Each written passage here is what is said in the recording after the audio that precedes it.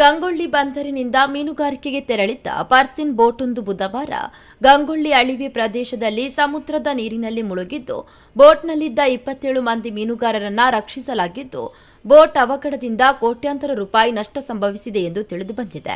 ಬಡ್ಕಳ ಮುಂಡಳ್ಳಿ ಮೂಲದ ನಾಗರಾಜ ಮೊಗೇರ ಮಾಲಕತ್ವದ ಶ್ರೀ ಬಾಲಾಂಜನೇಯ ಹೆಸರಿನ ಪರ್ಸಿನ್ ಬೋಟ್ನಲ್ಲಿ 27 ಮಂದಿ ಮೀನುಗಾರರು ಬುಧವಾರ ಗಂಗೊಳ್ಳಿಯಿಂದ ಮೀನುಗಾರಿಕೆಗೆ ತೆರಳಿದ್ದು ಗಂಗೊಳ್ಳಿ ಬಂದರಿನಿಂದ ಅನತಿ ದೂರದಲ್ಲಿ ಅಳಿವೆ ಪ್ರದೇಶದಲ್ಲಿ ಸಮುದ್ರದ ಅಲೆಗಳ ಹೊಡೆತಕ್ಕೆ ಬೋಟ್ ಒಳಗೆ ನೀರು ನುಗ್ಗಲಾರಂಭಿಸಿತು. ಬೋಟ್ನಲ್ಲಿದ್ದ ಮೀನುಗಾರರು ಅಪಾಯದ ಮುನ್ಸೂಚನೆ ಅರಿತು ಗಂಗೊಳ್ಳಿ ಬಂದರಿನಲ್ಲಿರುವ ಬೋಟ್ನವರಿಗೆ ಮಾಹಿತಿಯನ್ನು ನೀಡಿದ್ದು ಆ ಕೂಡಲೇ ಕಾರ್ಯಪ್ರವೃತ್ತರಾದ ಸ್ಥಳೀಯ ಮೀನುಗಾರರು ಗಂಗೊಳ್ಳಿ ಕರಾವಳಿ ಕಾವಲು ಪೊಲೀಸರೊಂದಿಗೆ 2 ಬೋಟ್ಗಳಿಗೆ ಸಮುದ್ರಕ್ಕೆ ತೆರಳಿ ಅಪಾಯದಲ್ಲಿದ್ದ ಎಲ್ಲಾ ಮೀನುಗಾರರನ್ನ ರಕ್ಷಿಸಿದ್ದಾರೆ.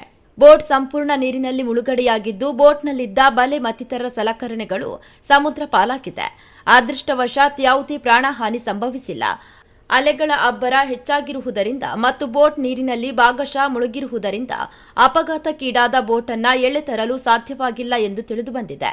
ಬೋಟ್ನಲ್ಲಿದ್ದ 16 ಸ್ಥಳೀಯ ಮತ್ತು 11 ಒರಿಸ್ಸಾ ಮೂಲದ ಮೀನುಗಾರರ ಪೈಕಿ ಓರ್ವ ಮೀನುಗಾರನಿಗೆ ಗಾಯಗಳಾಗಿದ್ದು ಆಸ್ಪತ್ರೆಗೆ ದಾಖಲಿಸಲಾಗಿದೆ.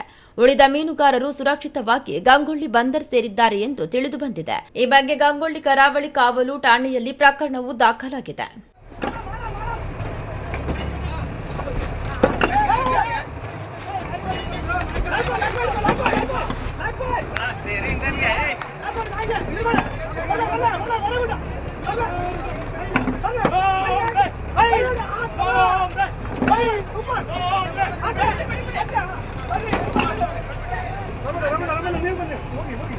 ನೀವು